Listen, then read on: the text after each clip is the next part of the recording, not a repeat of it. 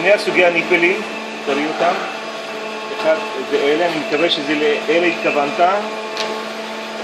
מכניסים פה את החלק לתוך השפיץ עד הסוף, לוקחים את הצינורית, מכניסים לפה, לתוך הפין, והופ, זה בפנים.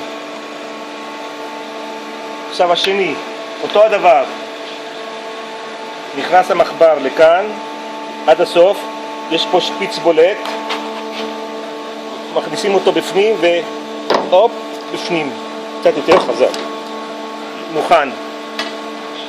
שים לב, את הבסיס מעתקים על ידי שני חורים שיש פה, בתוך איזשהו שולחן.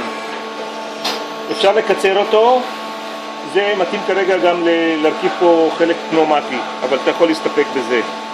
תודיע לנו אם זה מתאים לך.